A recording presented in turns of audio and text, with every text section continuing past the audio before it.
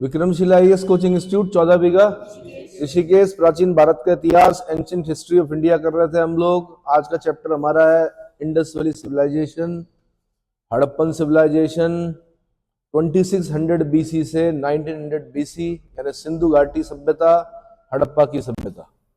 ठीक है, हड़प्पा क्यों बोलते हैं, हड़प्पा सभ्यता क्यों बोलते हैं इसको? क्योंकि इतिहास की परंपरा है, जो पहला स्थल उत्खनित होता है, खोजा जाता है, उसी के नाम पर उस सभ्यता को नाम रखा जाता है। सबसे पहले हड़प्पा खोजा गया था, इसलिए हड़प्पा सभ्यता भी कहते हैं। सिंधु घाटी सभ्यता इसलिए बोलते हैं क्योंकि सिंधु और उसकी सहायक नदियों के किनारे नगर मिले, है ना, इसलिए सिंधु घाटी सभ्यता। जैसे अगर आप इराक में जाएंगे तो मेसोपोटामिया की सभ्यता दजला और फरात के बगल बगल मिलेगी आपको, है ना। दजला मतलब टिग्रिस, फरात मतलब यूफ्रेटस, उसको नए नाम जो है टिग्रिस और यूफ्रेटस है। इजिप्ट में जाएंगे आपको तो नाइल के किनारे मिलेगी सभ्यता, नाइल रिवर। ठीक है, चलिए जी। तो हड़प्पा सभ्यता मिस्र और मेसोपोटामिया की सभ्यता से काफी मिलती जुलती है। मिस्र मतलब इजिप्ट, अफ्रीका का जो देश है इजिप्ट, है ना। और बल्कि आपको ये भी बता दूं कि इजिप्ट की जो बॉर्डर है वो आपकी किससे मिलती है? इजराइल से मिलती है। ये पता है? इजराइल जहां पर आजकल युद्ध चल रहा है, फिलिस्तीन इजराइल का युद्ध, इजिप्ट की जो एक बॉर्डर है वो इजराइल से मिलती है। और कभी इजराइल ने इजिप्ट के सिनाई प्रायद्वीप पर क्या कर दिया था? कब्जा कर दिया था, बड़ी मुश्किल से छुड़ाया, फिर संधियां हुई, फिर जो भी हुआ होगा। तो सिनाई प्रायद्वीप पड़ता है एक, वो स्वेज कैनाल जाती है वहां से, स्वेज कैनाल पता है ना, मध्य भूमध्य सागर यानी रूम सागर यानी मेडिटेरेनियन सी को रेड सी यानी लाल सागर से जोड़ती है। कौन? 1869 में निर्माण कार्य पूरा हुआ उसका। ठीक है। और मेसोपोटामिया मैंने बताई दिया आपको, इराक, दजला और फरात नदियां। दजला और फरात का संगम बसरा नामक शहर में होता है। दजला को टिग्रिस बोलते हैं, फरात को यूफ्रेटस बोलते हैं। तो मैकडोनाल्ड के मतानुसार हड़प्पा सभ्यता सुमेरियन सभ्यता की बेटी है, किंतु हॉल नामक विद्वान का मानना है कि सुमेरियन सभ्यता हड़प्पा सभ्यता से ही निकली है। कुछ विद्वानों का विचार है कि सिंधु सभ्यता मिस्र एवं मेसोपोटामिया की सभ्यता की तुलना में श्रेष्ठ थी। हड़प्पा सभ्यता विश्व की प्राचीन सभ्यताओं में से अपना महत्वपूर्ण स्थान रखती है। कुछ समय पूर्व तक यह माना जाता था कि भारत में सभ्यता के युग का प्रारंभ आर्यों के आगमन से हुआ था, किंतु 1921-22 में सर जॉन मार्शल के नेतृत्व में या अध्यक्षता में राखलदास बनर्जी, माधव स्वरूप वत्स और दयाराम साहनी ने पंजाब प्रांत में स्थित मॉन्टगोमरी और लरकाना जिलों में हड़प्पा और मोहनजोदड़ो नामक स्थानों को उत्खनन कराया। हड़प्पा कहाँ पड़ता है? अरे मतलब पाकिस्तान में मॉन्टगोमरी जिले में पड़ता है। कहाँ पड़ता है? हड़प्पा जो है रावी नदी के तट पर है। किसके तट पर है? रावी नदी के बाएं तट पर है। किस पर? रावी नदी के लेफ्ट साइड में है। मोहनजोदड़ो जो है वो भी पाकिस्तान में लरकाना जिला है, लरकाना डिस्ट्रिक्ट में, और सिंधु नदी के दाहिने तट पर है। 1921 में हड़प्पा की खोज जो की वो किसने की? Dayaram Sahni, sir John Marshall के नेतृत्व में सर दयाराम साहनी और माधव स्वरूप वत्स ने। और 1922 में मोहनजोदड़ो की जो खोज की वो की किसने? राखलदास बनर्जी ने। मोहनजोदड़ो का मतलब होता है मृतकों का टीला। मोहनजोदड़ो मतलब मृतकों का टीला। इतना समझ में आ गया? इस खुदाई में ऐसे असंख्य अवशेष और वस्तुएं प्राप्त हुई जिनसे पता चला कि आज से लगभग 4600 वर्ष पूर्व भारत में एक उच्च कोटि की सभ्यता विद्यमान थी। सबसे पहले हड़प्पा स्थल की खोज हुई, इसलिए इसे हड़प्पा सभ्यता की संज्ञा दी गई। इस सभ्यता का विस्तार सिंधु घाटी में होने के कारण इसे सिंधु घाटी की सभ्यता भी कहा जाता है। इस सभ्यता के निरंतर होने वाले शोधों से एक नवीन तथ्य यह प्रकाश में आया है कि वर्तमान राजस्थान के हनुमानगढ़ में और श्री गंगानगर जिले के निकट कभी सरस्वती नदी बहती थी। सरस्वती का उल्लेख वेदों में है, सबसे पवित्र नदी माना जाता था सरस्वती को, है ना। गंगा का उल्लेख और यमुना का उल्लेख उतनी बार नहीं है। गंगा का उल्लेख सिर्फ एक बार है, यमुना का 3 बार है, सरस्वती का कई बार है ना। इस नदी के आसपास सिंधु सभ्यता फैली हुई थी और कालीबंगा इस सभ्यता का प्रमुख केंद्र था। कालीबंगा, काली चूड़ियां, बंगा मतलब बैंगल्स, ठीक है। देखो ना, बंगा, बेंगल्स मिलते जुलते हैं कुछ। सरस्वती नदी के समीप पड़ती क्षेत्र में फैली होने के कारण इस सभ्यता को सिंधु सरस्वती सभ्यता की भी संज्ञा दी जाती है।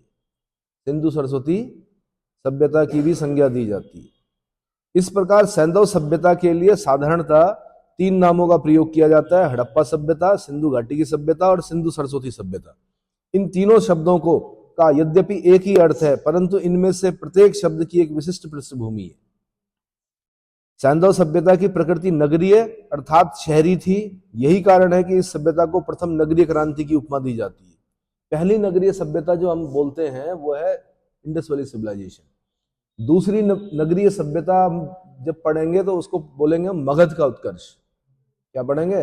बीच का टाइम आप वैदिक वगैरह जो है कबीलाई बताते हैं इसको, मतलब नगर नहीं मिले हैं इनके।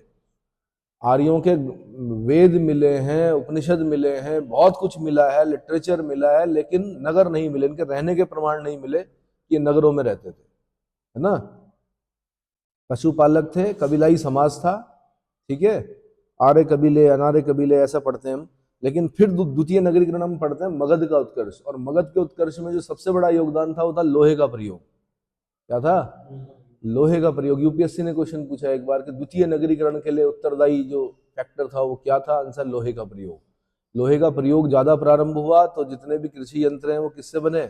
लोहे से बने। ज्यादा गहरा खोदा, ज्यादा जो अनाज है वो सरप्लस में हुआ। सरप्लस मतलब पहले सिर्फ अपने खाने के लिए उगाते थे, अब ज्यादा हो गया। ज्यादा हो गया तो नगर बसे फिर, क्योंकि नगरों को पोषित करने वाले जो वो होते हैं, नगरों को जो पोषित करते हैं वो कौन करते हैं? ग्राम करते हैं। दिल्ली वाले खेती थोड़े करते हैं। मजाल है जो एक कहीं पे एक क्यारी भी छोड़ रखी होगी, राई वाई धनिया वनिया लगा रखा हो, सब खरीदना है उन्होंने। कहाँ से आता है? ग्रामीण सभ्यताएं क्या करती हैं? नगरों को पोषित करती है, ठीक है। कृषक समाज जो है वो पोषित करता है। इसीलिए आपने देखा होगा सरकारें किसी के सामने नहीं झुकती, न बेरोजगारों के, न किसी के। इनके आगे झुकती है? कृषकों के आगे। कृषि कानूनों को वापस लेना पड़ा, इतना बड़ा बहुमत होते हुए भी, क्योंकि कृषक अगर एक बार अपने पे आ गया और अगर उसने हड़ताल कर दी तो फिर समझ लो, हाँ जी, वही हो जाएगा हाल।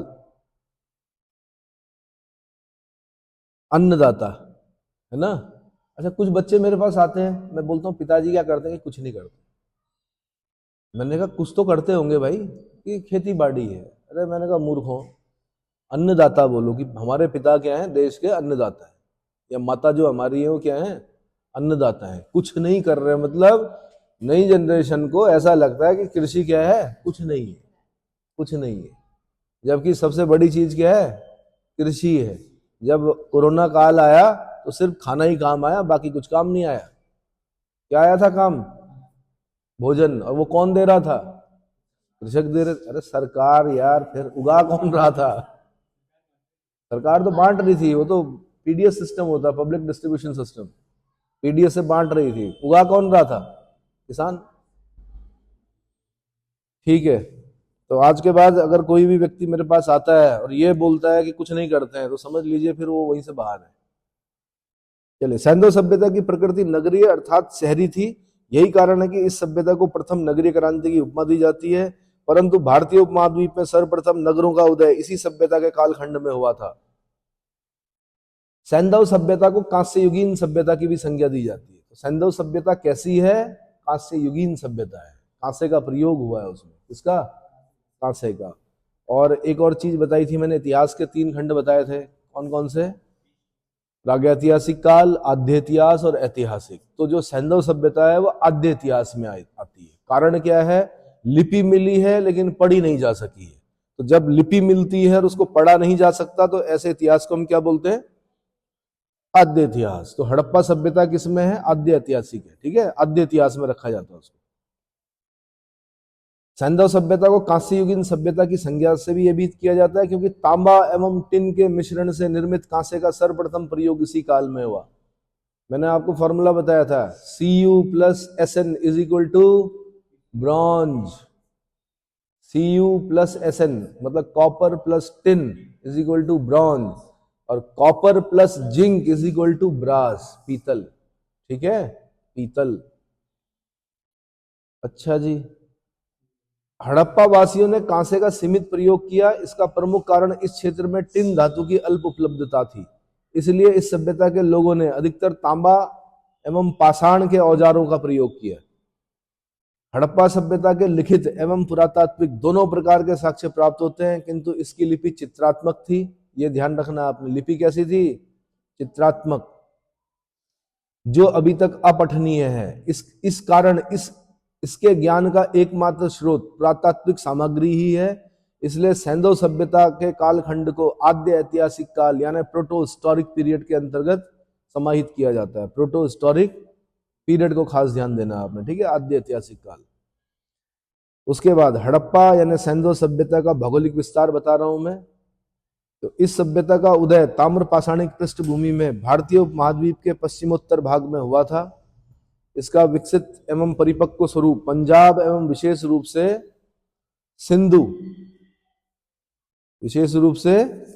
सिंधु घाटी क्षेत्र में मिलता है, और यही से इस सभ्यता का विस्तार दक्षिण एवं पूर्व की ओर हुआ। 1947 ईस्वी से पूर्व भारत के विभाजन काल तक इस सभ्यता से संबंधित सिर्फ 40 स्थलों की खोज हुई, किंतु पिछले 74 वर्षों में किए गए अनुसंधान कार्यों के फलस्वरूप लगभग 2800 स्थलों की खोज की जा चुकी है। कितनी? 2800 स्थलों की खोज की जा चुकी है। वर्तमान में इस सभ्यता का भौगोलिक विस्तार बलूचिस्तान, पाकिस्तान, भारत एवं अफगानिस्तान से प्राप्त होता है। अफगानिस्तान में इस सभ्यता का प्रसार सोरतुघई और मुंडी गाक से प्राप्त होता है। ये ध्यान रखना, सोरतुघई और मुंडी गाक क्वेश्चन बन चुका है। कहां पढ़ते हैं? आंसर अफगानिस्तान में, ठीक है। स्वतंत्रता के उपरांत सैंधव सभ्यता के सर्वाधिक स्थल भारत के गुजरात प्रांत में खोजे गए हैं। साथ ही सर्वाधिक स्थल सरस्वती नदी घग्गर हाकड़ा तट पर मिले हैं। किस पर? सरस्वती नदी, जिसको हम क्या बोलते हैं? घग्गर हाकड़ा बोलते हैं। घग्गर नदी है, घग्गर हाकड़ा तट पर मिले हैं। अच्छा जी। पाकिस्तान में सैंधव सभ्यता का विस्तार बता रहा हूं। तो पाकिस्तान के दक्षिणी बलूचिस्तान, पंजाब और सिंध प्रांत में जो सैंधव सभ्यता के साक्ष्य प्राप्त हुए हैं, उसमें दक्षिणी बलूचिस्तान में कौन कौन मिले हैं? दक्षिणी बलूचिस्तान सुतकान गेंडोर, सोतका कोहो, बालाकोट, डाबरकोट, ये प्रमुख स्थलों से उत्खनन के उपरांत सैंधव सभ्यता के साक्ष्य प्राप्त होते हैं। सिंध प्रांत में क्या क्या कहां से मिले हैं? तो सिंध प्रांत में पाए जाने वाले प्रमुख स्थल जो है मोहनजोदड़ो। ध्यान रखना, पाकिस्तान के सिंध प्रांत के कौन से जिले में? लरकाना जिले में कौन है? मोहनजोदड़ो, है ना, सिंधु नदी के दाहिने तट पर। सिंधु नदी के दाहिने तट पर। खोजकर्ता राखलदास बनर्जी। कौन? तो सिंध प्रांत में कौन कौन है? मोहनजोदड़ो है, चन्हूदड़ो है, कोटदीजी है, आमरी है, अली मुराद है और जुडेर जोदड़ो। ये हैं जुडेर जोदड़ो। पाकिस्तान के पंजाब प्रांत में कौन कौन से हैं? हड़प्पा, तो मैंने बता दिया। पाकिस्तान के पंजाब प्रांत के मोंटगोमरी जिले में रावी नदी के बाएं तट पर हड़प्पा है, जिसकी खोज सर दयाराम साहनी, माधव स्वरूप वत्स, राखलदास बनर्जी के किनके सर जॉन मार्शल के नेतृत्व में दयाराम साहनी और माधव स्वरूप वत्स। तो समझा? दया हड़प याद रखना, दया हड़प, दया तो याद होगा आपको, सीआईडी वाले। तो दया हड़प, तो हड़प्पा किसने खोज की? दयाराम साहनी, ठीक है। मोहनजोदड़ो किसने खोज की? राखलदास बनर्जी, ठीक है। पंजाब प्रांत में कौन कौन है? हड़प्पा है, डेरा इस्माइल खां है, रहमान ढेरी है, चकपुर बानेश्याल है और गुमला है, जलीलपुर है। किसने रखा भैया यहाँ का नाम जलीलपुर, है ना? तो ये हैं। और अगर मैं विस्तार की बात करूं कि इंडस वैली सिविलाइजेशन का विस्तार कहां तक है, तो आपने क्या करना है? एक लाइन, एक क्रॉस बनाना है। दरअसल मेंस हम लोग लिख रहे थे और 2 नंबर में क्वेश्चन आया और कहा कि सिंधु सभ्यता का विस्तार बताइए। अरे भैया, सिंधु सभ्यता का विस्तार 20 शब्दों में कैसे बताएंगे? तो कुछ नहीं किया, हम लोगों ने एक क्रॉस मारा। बिल्कुल राइट साइड में, ईस्टर्न साइड में आलमगीरपुर लिखना है, हिंडन नदी के तट पर, उत्तर प्रदेश, मेरठ जिला। क्या? आलमगीरपुर हिंडन नदी के तट पर, उत्तर प्रदेश मेरठ जिला। वेस्ट में गए सुल्तान गंडोर दाश्त नदी के मुहाने पर, उत्तरी बलूचिस्तान मकरान जिला। ऊपर जाना है आपने, लिखना है नॉर्थ में मांडा चिनाब नदी के तट पर, जम्मू कश्मीर अखनूर जिला। कौन सा जिला? अखनूर जिला। और नीचे साउथ में जाना आपने, दैमाबाद प्रावरा नदी के तट पर, महाराष्ट्र अहमदनगर जिला। बस इतना लिख दो, 20 शब्द हो गए, खत्म। 2 नंबर पक्के खरे। नहीं आया समझ में? तो पाकिस्तान का मैंने बता दिया कहां कहां पर मिला है। फिर मैं बता रहा हूं भारत में सैंधव सभ्यता का विस्तार कहां कहां है। तो भारत में इस सभ्यता का विस्तार पंजाब, हरियाणा, गुजरात, राजस्थान, जम्मू कश्मीर, उत्तर प्रदेश, महाराष्ट्र आदि राज्यों से प्राप्त होता है। पंजाब में जो सुबह सुबह नाम नहीं लेते हैं, रोपड़, रोपड़ क्या पंजाब में क्या? रोपड़, रूपनगर बोलते हैं अब इसको। क्या बोलते हैं? रूपनगर। दूसरा है कोटला निहंग, तीसरा है संघौल, चौथा है चक 86, चक 86, और अगला है बाडा। ये प्रमुख स्थल हैं इस सभ्यता के साक्ष्य प्राप्त हुए हैं पंजाब से। अगर मैं हरियाणा की बात करूं तो हरियाणा में जो प्रमुख स्थल हैं वो बनावली, राखीगढ़ी, कुणाल, मित्ताथल, सिसवल और बालू। यहाँ से हड़प्पा सभ्यता के साक्ष्य मिले हैं। गुजरात में अगर मैं बोलूं तो इस प्रांत के रण ऑफ कच्छ, कच्छ के रण, देसलपुर, सुरकोटड़ा तथा धौलावीरा आदि प्रमुख स्थलों से सैंधव सभ्यता के साक्ष्य प्राप्त होते हैं। है ना, घोड़े की हड्डी मिली है सुरकोटड़ा से। क्या मिली है? इस राज्य के खंबात की खाड़ी से लोथल, रंगपुर, कुंतासी, भोगन्नार, मालवण, रोजदी, पाडरी और प्रभास पाटन इत्यादि स्थलों से भी सैंधव सभ्यता के साक्ष्य प्राप्त होते हैं।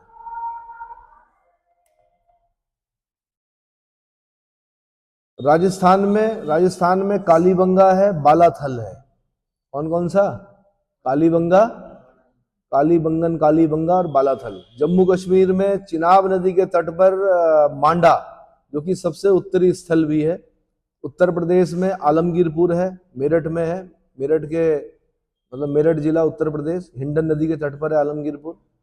सहारनपुर में बड़गांव है, हुलास है। सहारनपुर में कौन कौन है? बड़गांव और हुलास है। सनौली है अगला, सनौली, मांडी, ये मुजफ्फरपुर में पड़ता है।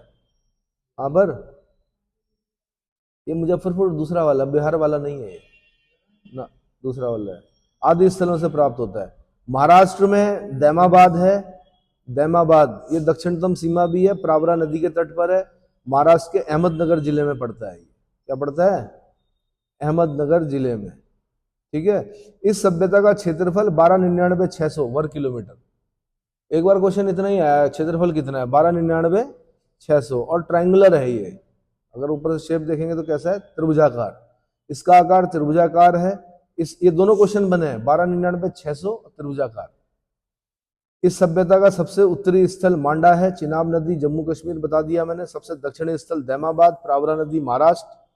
इस सभ्यता का सबसे पश्चिमी स्थल सुल्तान गंडोर दाश्त नदी के मुहाने पर बलूचिस्तान, और सबसे पूर्वी स्थल आलमगीरपुर हिंडन नदी के तट पर मेरठ में उत्तर प्रदेश। उत्तर से दक्षिण तक इसकी लंबाई 1400 किलोमीटर, पूर्व से पश्चिम तक लंबाई 1600 किलोमीटर। इस प्रकार यह सभ्यता अपने समकालीन मिस्र और मेसोपोटामिया की सभ्यता से अधिक विस्तृत थी। इस हड़प्पा संस्कृति की अपनी एक विशेषता थी। इस सभ्यता के भौगोलिक विस्तार के आधार पर स्टुअर्ट पिगट महोदय ने हड़प्पा और मोहनजोदड़ो को एक विस्तृत साम्राज्य की जुड़वा राजधानियां कहा है। एक विशाल साम्राज्य की जुड़वा राजधानियां किसने कहा? आंसर स्टुअर्ट पिगट ने कहा। किसको कहा? हड़प्पा और मोहनजोदड़ो को। हड़प्पा और मोहनजोदड़ो को। इस सभ्यता के काल निर्धारण के संबंध में विभिन्न विद्वानों में मतभेद हैं। विद्वानों द्वारा जो काल बताए गए हैं अब उन पे जाने की जरूरत नहीं है, किसने क्या बताया। सीधे अब आप, क्योंकि कार्बन डेटिंग निकल चुकी है, तो इस सभ्यता के काल निर्धारण में सर्वप्रथम प्रयास जो किया सर जॉन मार्शल ने 1931 ईस्वी में किया था। उन्होंने कहा था कि 3250 ईसा पूर्व से 2750 ईसा पूर्व की सभ्यता है ये। बस जॉन मार्शल को याद कर लीजिए खाली, और फिर उसके बाद रेडियो कार्बन पद्धति को याद कीजिए कि 2300 ईसा पूर्व से 1700 ईसा पूर्व, 2300 ईसा पूर्व से 1700 ईसा पूर्व की है ये सभ्यता। 2024 को जोड़ दो 2300 में, कितना होता है? जोड़ो जरा। अरे यार 2024 को क्या चल रहा है इस समय?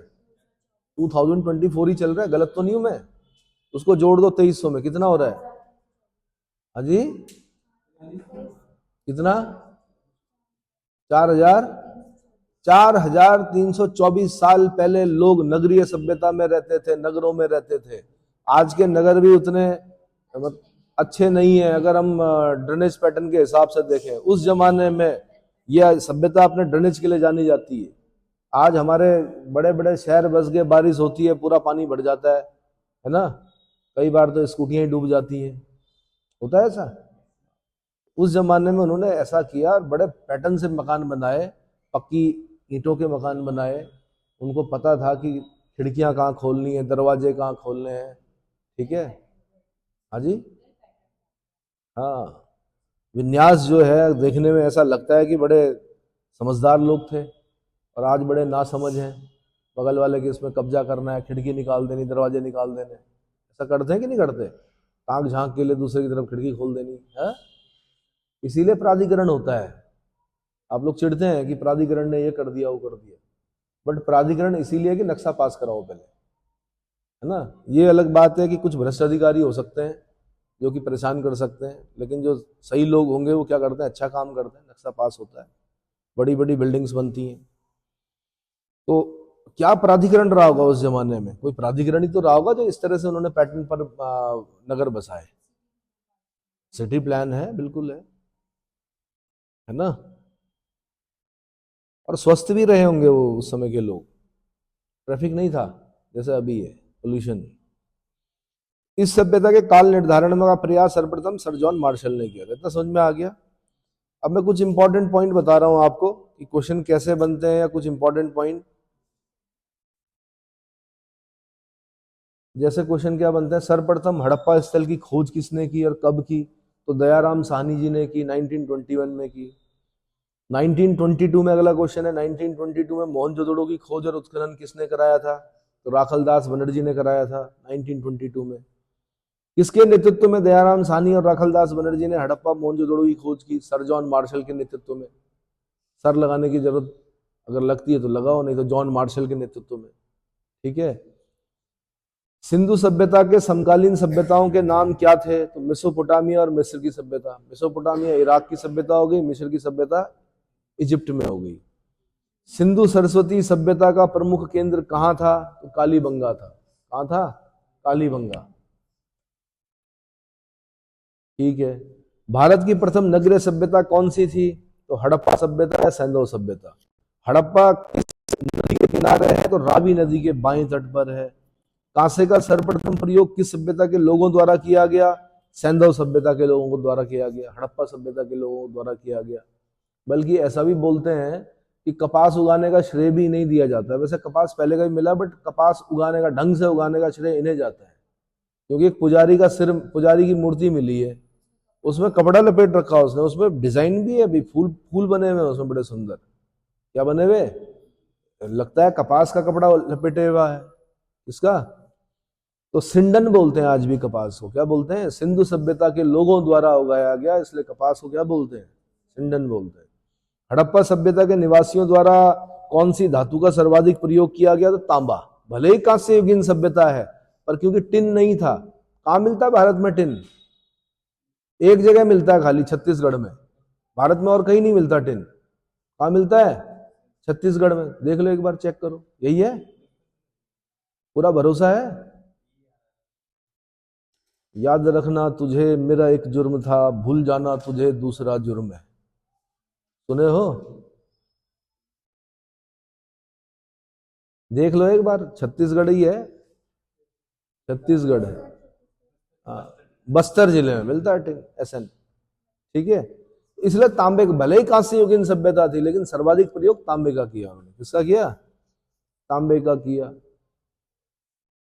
हड़प्पा सभ्यता के संदर्भ में जानकारी प्राप्त करने का एकमात्र साधन क्या है? पुरातात्विक सामग्री है। पुरातात्विक सामग्री क्यों है? क्योंकि लिपि मिली है, चित्रात्मक है, पढ़ी नहीं जा सकी, समझ में ही नहीं आ रहा क्या लिखा हुआ, तो इसलिए आद्य इतिहास में रखा जाता है उसको। किस में रखा जाता है? तो जो आद्य ऐतिहासिक काल वाले जो चीजें होती हैं, प्रोटो हिस्टोरिकल पीरियड के जो चीजें हैं, वो अधिकतर जो उसकी जानकारी प्राप्त करने का साधन होता है वो क्या होता है? पुरातात्विक सामग्री होती है। सैंधव सभ्यता को किस कालखंड के अंतर्गत समाहित किया जाता है? तो आद्य ऐतिहासिक काल यानी प्रोटो हिस्टोरिक। सर्वप्रथम किसके विवरण से सिंधु सभ्यता के विषय में ज्ञान होता है? तो चार्ल्स मेसन 1826। सबसे पहले टीला किसने देखा? चार्ल्स मेसन ने देखा हड़प्पा के टीले को 1826 में। किसने देखा? चार्ल्स मेसन ने। उसके बाद अलेक्जेंडर कनिंघम ने देखा। उसके बाद किसने देखा? तो हड़प्पा का उत्खनन करने वाले प्रथम पुराविद कौन थे जो इसके महत्व को नहीं समझ पाए थे? Alexander Cunningham. अलेक्जेंडर कनिंघम वो नहीं समझे कि क्या चीज है ये। अभी भी आप अगर माना श्यामपुर की साइड में बुनियाद खोद रहे हो, एक घड़ा मिल जाए और उसमें कुछ सोने के सिक्के मिल जाएंगे तो क्या करोगे आप बताओ? सबसे पहले तो यहां से नाम कटाओगे इंस्टीट्यूट से, हो गया जी भाई बहुत है, जितना पढ़ना था पढ़ लिया, क्योंकि क्या मिल गया? घड़ा मिल गया। बताओगे नहीं मुझे? है उसके बाद क्या करोगे? उस सोने को बेच दोगे? यही करोगे? नहीं करना है ऐसा। सरकार को देना है, इतिहास निकलेगा उससे। 10% आपको देगी सरकार उसका जो कॉस्ट होगी। अब आप बोलेंगे कि भाई इतने से क्या क्या होगा 10% से, मुझे तो पूरा चाहिए। तो इसका मतलब आप आने वाली पीढ़ियों को उस इतिहास से वंचित कर रहे हो जो क्या है। हो सकता है आपको पता चले कि बड़ी समृद्ध सभ्यता थी यहाँ ऋषिकेश में, नहीं आया समझ में? तो कभी खुदाई में कुछ मिल जाए, तलवार, कटार, कोई सिक्का, कोई चीज मिल जाए तो उसको क्या करना? जमा करना है। क्या करना है? तब पुराविद बताएंगे उसमें क्या क्या था, ये किसका सिक्का है। जैसे अभी तक तो जो ज्ञात है वो ये पता चलता है कि कुषाण कालीन क्षेत्र भी रहा है, ये कनिष्क का भी क्षेत्र रहा है। इसका कुषाण शासक कनिष्क कभी ना कभी इस धरती पर आया होगा, नहीं भी आया होगा तो उसका साम्राज्य था यहाँ तक। अगला, किस पुरातत्वविद विद्वान को भारतीय पुरातत्व का जनक की संज्ञा प्रदान की जाती है? तो कनिंघम, अलेक्जेंडर कनिंघम। भारतीय पुरातत्व का जनक कौन है? Alexander Cunningham. ठीक है। भारतीय पुरातात्विक सर्वेक्षण विभाग का प्रथम डायरेक्टर जनरल कौन था? भारतीय पुरातात्विक सर्वेक्षण विभाग का प्रथम डायरेक्टर जनरल अलेक्जेंडर कनिंघम। कौन? Alexander Cunningham. बताओ, कनिंघम ही नहीं समझ पाया उसके महत्व को। हड़प्पा का जो वो ईंटें मिली, पकाई हुई ईंटें। भारत में प्रागैतिहासिक स्थलों को खोजने का कार्य कौन सा विभाग करता है? तो भारतीय पुरातत्व और सर्वेक्षण विभाग करता है। कौन करता है? भारतीय पुरातत्व एवं सर्वेक्षण विभाग करता है। भारतीय पुरातत्व विभाग की स्थापना किस वायसराय के कार्यकाल में हुई थी? लॉर्ड कर्जन के। किसके?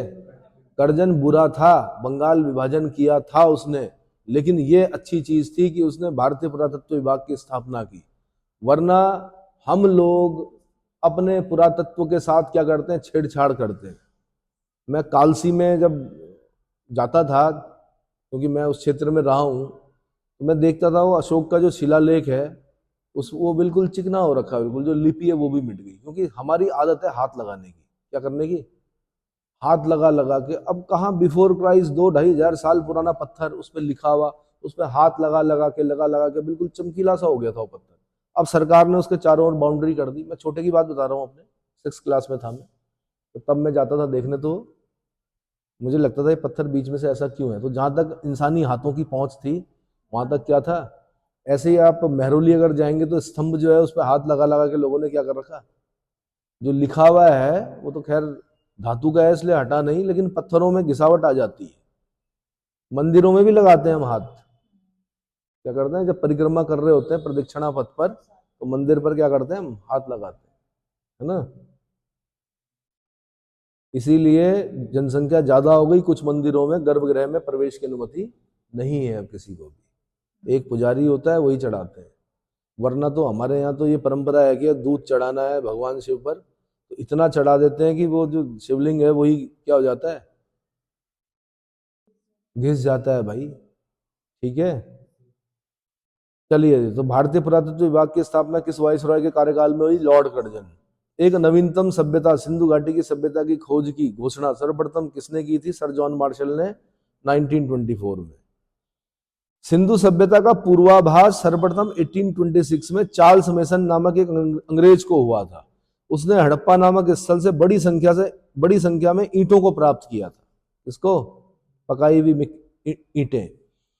सर्वप्रथम अलेक्जेंडर कनिंघम ने 1853-1873 तक हड़प्पा क्षेत्र का अन्वेषण किया, किंतु वे इसके महत्व को समझने में असमर्थ रहे।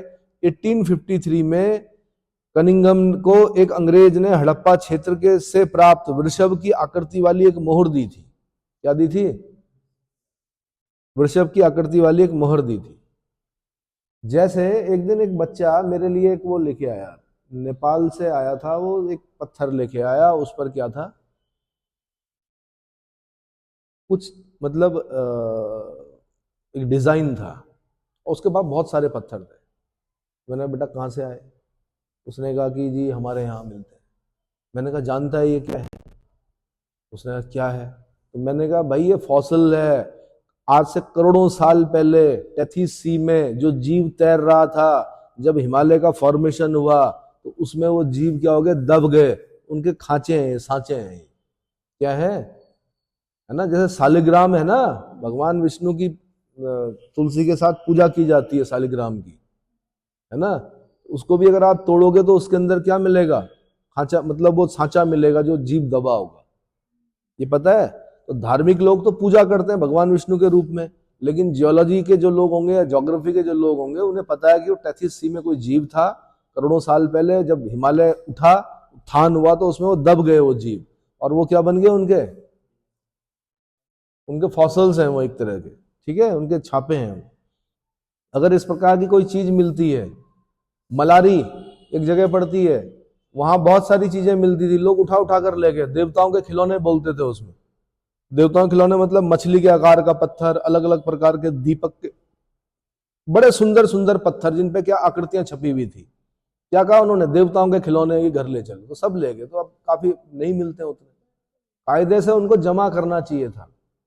कहाँ देना चाहिए था? वाडिया इंस्टीट्यूट में देना चाहिए था, जनरल महादेव सिंह रोड देहरादून में, ताकि बच्चों को अध्ययन में सुविधा मिलती कि भाई हिमालय के इतनी ऊंचाई पर ये कहाँ से आए। तो पता चलता कि टेथीस सी के नीचे जो जीव तैर रहे थे, आज उनके क्या हैं? वो फॉसिल्स हैं, और साथ में सांचे बने हुए हैं जो दबे होंगे। समझ में आया? ठीक है। आप लोग तो जाते हो यहाँ ऋषिकेश में, तो कई जलप्रपात हैं आपके, वहां जाते हो तो वहां स्टेगलेटाइट, स्टेगलेमाइट, 15 स्तंभ, बहुत सारी चीजें होती हैं। मैं देखता हूं कि हम लोग बड़े असभ्य लोग हैं, तोड़ देते हैं उनको, स्टेगलेटाइट स्टेगलेमाइट, और फॉरेनर्स डांट रहे होते हैं कि इनको तोड़ो मत। भाई कई साल लगते हैं उसको बनने में। वो झरने होते हैं, उसमें स्टेगलेटाइट मतलब ऊपर से जो उल्टे चाकू से बने हुए रहते हैं, नीचे से भी बने रहते हैं, आकृतियां बनी रहती हैं। देवता खोजते हैं हम उसमें, है ना? शिव परिवार ढूंढते हैं कि कहाँ मिलेगा। 15 स्तंभ, स्टेगलेटाइट। अरे गरुड़ चट्टी फॉल में गए हो? गरुड़ चट्टी गए हो? वहां पर देखा होगा आप। या पटना फॉल गए हो? वहां पर देखा होगा आप। क्या बने हुए? स्टेगलेटाइट स्टेगलेमाइट, 15 स्तंभ। तोड़ना नहीं है उनको, ठीक है? दूर से देखना है बस। उसकी सुंदरता को बिगाड़ना नहीं है, प्रकृति के साथ छेड़छाड़ नहीं करनी। चलिए जी। तो सर्वप्रथम 1853 में कनिंघम को एक अंग्रेज ने हड़प्पा क्षेत्र से प्राप्त वृषभ की आकृति वाली एक मोहर दी थी। देखो ना, वहां से इतिहास निकल के आया। ना वो मोहर देता, ना पता चलता। चलो 1872 ईस्वी में भारतीय पुरातत्व सर्वेक्षण विभाग का प्रथम डायरेक्टर जनरल अलेक्जेंडर कनिंघम महोदय को नियुक्त किया गया। कनिंघम को ही भारतीय पुरातत्व का जनक की संज्ञा प्रदान की जाती है। तो भारतीय पुरातत्व के जनक कौन? Alexander Cunningham. जॉन ब्रंटन एवं विलियम ब्रंटन ने 1856 ईस्वी में कराची से लाहौर के बीच रेल पटरियां बिछाने के लिए हड़प्पा टीले से प्राप्त ईंटों का उपयोग किया। उन मूर्खों को भी नहीं पता था ये ईंटें हैं क्या, उन्होंने पटरी बिछाने में यूज कर दिया उसको। 1912 ईस्वी में J.F. फ्लीट ने हड़प्पा टीले से प्राप्त पुरातत्व सामग्री के आधार पर रॉयल एशियाटिक सोसाइटी द्वारा प्रकाशित पत्रिका में के एक लेख प्रस्तुत किया, किंतु फ्लीट हड़प्पा के पुरातात्विक महत्व का मूल्यांकन करने में असमर्थ सिद्ध हुए। विश्व के सम्मुख सिंधु नदी घाटी के विकसित होने वाली एक नवीनतम सभ्यता सिंधु घाटी सभ्यता की खोज की घोषणा सर्वप्रथम सर जॉन मार्शल ने 1924 में की थी। कब की थी? 1924 में की थी। ठीक है भाई, चलो जी, मैं कुछ और चीजें बता रहा हूं आपको कि अध्ययन की सुविधा की दृष्टि से नवपाषाण काल यानी नियोलिथिक पीरियड को दो चरणों में विभक्त किया जाता है। नंबर एक, नवपाषाण गैर मृदभांड काल यानी नॉन पॉटरी पीरियड। दूसरा होता है नवपाषाण मृदभांड काल यानी पॉटरी पीरियड। ठीक है, अब क्या है, नवपाषाण मृदभांड काल के अंत में धातु यानी तांबे का प्रयोग आरंभ हुआ। इसी कारण इस काल को ताम्रपाषाणिक काल या संस्कृति यानी कैल्कोलिथिक या चाल्कोलिथिक पीरियड या कल्चर की संज्ञा प्रदान की गई। इसकी कालावधि अत्यंत विस्तृत है। ये प्राक हड़प्पा यानी प्रारंभिक हड़प्पा, विकसित हड़प्पा और उत्तर हड़प्पा, उत्तर हड़प्पा बोलते हैं पतनोन्मुखी हड़प्पा, काल तक विस्तृत है। प्राक हड़प्पा मतलब हड़प्पा से पहले पहले, शुरू शुरू में।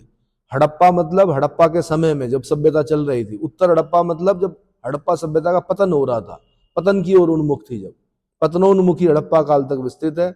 प्राक हड़प्पा काल में पत्थर एवं तांबे का प्रयोग, विकसित हड़प्पा काल में कांसा यानी तांबा प्लस टिन का प्रयोग, और उत्तर हड़प्पा काल में कांसे तथा लोहे के आरंभिक प्रयोग के साक्ष्य मिले हैं।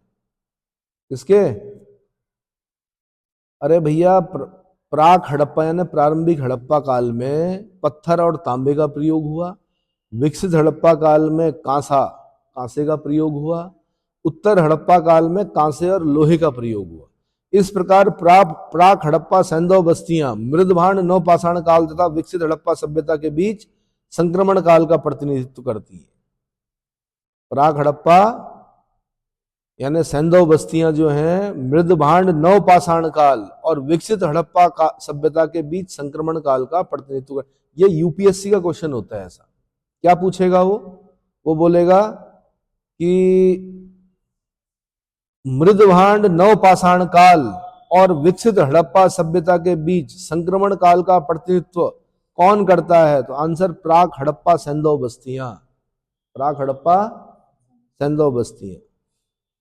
हड़प्पाकालीन नगरों अर्थात सैंधव सभ्यता के स्थलों को रेडियो कार्बन विधि के अनुसार 3 कालों में विभक्त किया गया। एक है प्राक सैंधव स्थल 3200 ईसा पूर्व से लेकर 2600 ईसा पूर्व। कब से कब तक? 3200 ईसा पूर्व से लेकर 2600 ईसा पूर्व।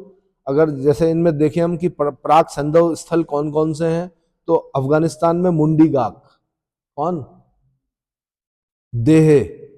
देह मोरासी घुंडई, पूरा नाम क्या है? देह मोरासी घुंडई, मुंडी गाक और देह मोरासी घुंडई, ये पढ़ते हैं अफगानिस्तान। यहाँ से बहुत अच्छे वो नहीं मिले, जैसे हड़प्पा मोहनजोदड़ो से मिली है ना, बड़ी उन्नत सभ्यता मिली, वैसे नहीं मिले यहाँ से। तो इसको इसलिए हम बोल रहे हैं प्राक सैंधव स्थल। बलूचिस्तान में नाल एक जगह पड़ती है, शाहदम्ब एक जगह पड़ती है, मेहरगढ़ जिसको हम पहले बोलते थे कि कृषि का प्राचीनतम साक्ष्य, अब नए तथ्य आ गए। अब कहां से है? लहुरा देव से, है ना। मेहरगढ़ हो गया, किले गुल मोहम्मद हो गया बलूचिस्तान में, किले गुल मोहम्मद, कुल्ली हो गया, मेही हो गया, पेरियानो घुंडई हो गया, अंजीरा हो गया, ये सब बलूचिस्तान में पड़ते हैं। ऐसे सिंध में आमरी हो गया, कोटदीजी हो गया, पाक पंजाब में हड़प्पा हो गया, जलीलपुर हो गया, सरायखोला हो गया, राजस्थान में कालीबंगा हो गया, राखीगढ़ी हरियाणा में हो गया, बनावली हरियाणा में हो गया। ये सब क्या है? प्राक सैंधव स्थल है। विकसित सैंधव स्थल जो हैं वो 2600 ईसा पूर्व से 1900 ईसा पूर्व के बीच में मिलते हैं। अन्य सैंधव स्थल जितने भी हैं वो सब विकसित सैंधव स्थल हैं। उत्तर सैंधव स्थल 1900 ईसा पूर्व से 1300 ईसा पूर्व, जैसे रंगपुर और रोजदी, ये उत्तर सैंधव स्थल है। 1900 ईसा मतलब ये नए हैं। ये कैसे हैं? धान की भूसी मिली है रंगपुर से, ये पता होगा आपको। धान की भूसा। धौलावीरा, राखीगढ़ी, सुरकोटड़ा और मांडा ऐसे सैंधवकालीन स्थल है जहां से प्राक, विकसित और उत्तर सैंधव सभ्यता अर्थात तीनों काल के साक्ष्य मिलते हैं। क्वेश्चन ऐसे पूछता है वो कि प्राक हड़प्पा और उत्तर हड़प्पा काल के जो वो मिले हैं, क्या साक्ष्य मिले हैं, वो कहां से मिले हैं? तो धौलावीरा से मिले हैं, राखीगढ़ी से मिले हैं, सुरकोटड़ा से मिले हैं, मांडा से मिले हैं। इन 4 जगहों को याद रखना आपने। मृद भांडों के आधार पर प्राक हड़प्पन स्थलों से अनेक ग्रामीण संस्कृतियों को कुछ पुराविदों ने क्षेत्रीय संस्कृतियों में विभाजित किया है। जैसे नाल संस्कृति, ये बलूचिस्तान में मिलती है। राना घुंडई संस्कृति, ये भी बलूचिस्तान में मिलती है। झांव संस्कृति, क्वेटा संस्कृति, कुल्ली संस्कृति, ये सब बलूचिस्तान की है। कौन कौन सी? नाल संस्कृति, राना घुंडई संस्कृति, झांव संस्कृति, क्वेटा संस्कृति, कुल्ली संस्कृति। ऐसे सिंध में मिली है कोटदीजी संस्कृति और आमरी संस्कृति। ये कहां मिली है? कोटदीजी और आमरी, ये कहां मिली है? सिंध में। ऐसे ही एक बीकानेर राजस्थान में मिली है सोथी संस्कृति। क्या मिली है? सोथी संस्कृति। सोथी कास्ट भी होती है, सोथी जी सुने हो? हाँ, राजस्थान के लोग होते हो। सोथी संस्कृति। पुरातत्वविद संस्कृति शब्द का प्रयोग पुरावस्तुओं के ऐसे समूह से करते हैं जो एक विशिष्ट शैली, सामान्यतया एक साथ एक विशेष भौगोलिक क्षेत्र तथा कालखंड से संबद्ध पाए जाते हैं। इतना समझ में आ गया कि नहीं आया? आ गया। अब माना कोई उल्कापिंड धरती से टकरा जाए और धरती समाप्त हो जाए और 1% जनसंख्या बच जाए, 99% लोग सब खत्म हो जाए। आने वाले समय में जब संस्कृतियों की खोज होगी तो एक बड़ी समस्या उत्पन्न हो जाएगी। जीन्स, कपड़ा जो मिलेगा वो पूरे विश्व में हर जगह पर क्या मिलेगा आपको? बोलेंगे भाई इतना विस्तार था इस कपड़े का। जीन्स मजदूरों के लिए बनाई गई थी, एक ऐसा कपड़ा जिसमें वो काम करें, पसीना वसीना जो भी आए तो उसको सोख ले, मोटा सा एक कपड़ा बनाया गया। लेकिन सबसे ज्यादा फैशन में क्या रहा? जीन्स रहा, आज भी प्रचलित है। तो कभी कभी क्या होता है, बनता किसी चीज के लिए और वो हो कुछ और जाता है। और फिर इसीलिए देखा होगा आपने कि उसमें फिर आजकल जो महंगी जीन्स है उसको तो फाड़ा भी जाता है घुटनों से, इधर से उधर से, वो और महंगी आती है क्योंकि मजदूरों का कपड़ा है। वो किसका है? बट उसको क्या करते हैं, अच्छा वो बना था पुरुषों के लिए, फिर उसको महिलाओं ने भी अडॉप्ट किया, फिर पूरे विश्व में क्या हो गया वो। तो जो आपके विद्वान है ना, मतलब जो जो संस्कृतियों का अध्ययन करते हैं, वो इसीलिए चिंतित हैं कि पूरे विश्व में पहनावा एक जैसा हो गया, पुरुष स्त्रियों का खान पान एक जैसा हो गया। तो इसलिए चिंतित है। वो कह रहे कि डाइवर्सिटी कहाँ से आएगी?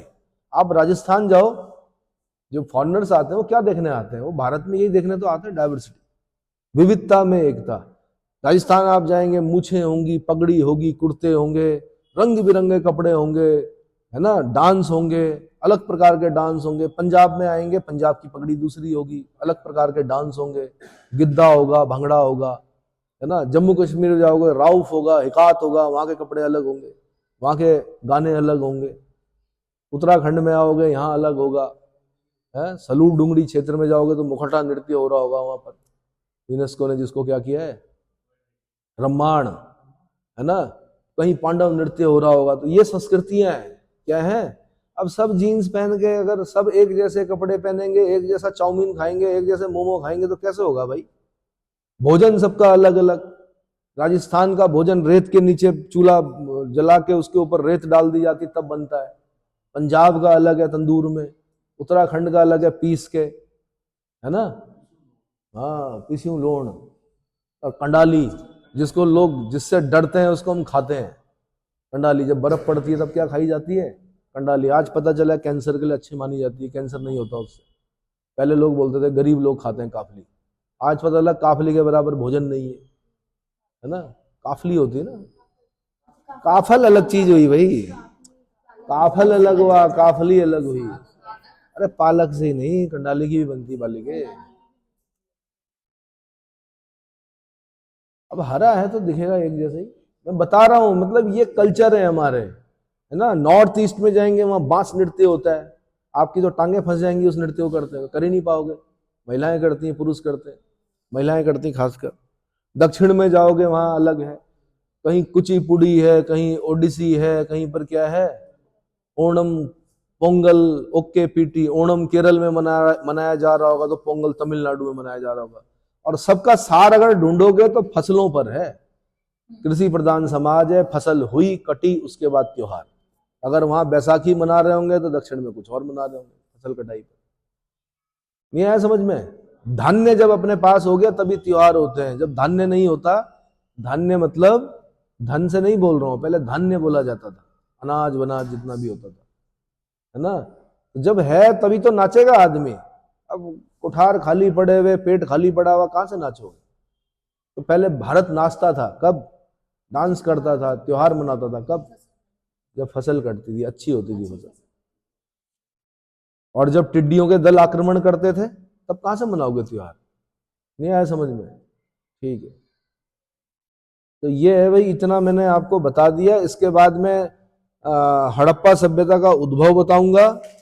मैंने कार्बन डेटिंग बता दी आपको कि कार्बन जो C14 होता है कार्बन डेटिंग के लिए जो यूज होता है, सैंधव सभ्यता की जो सर्वमान्य काल निर्धारण है वो रेडियो कार्बन 14 जैसे नवीनतम विश्लेषण पद्धतियों द्वारा किया गया है, 2300 ईसा पूर्व से 1700 ईसा पूर्व। इसके बाद में अगले लेक्चर में बताऊंगा हड़प्पा सभ्यता का उद्भव, विदेशी उद्भव का सिद्धांत और अन्य चीजें। ठीक है।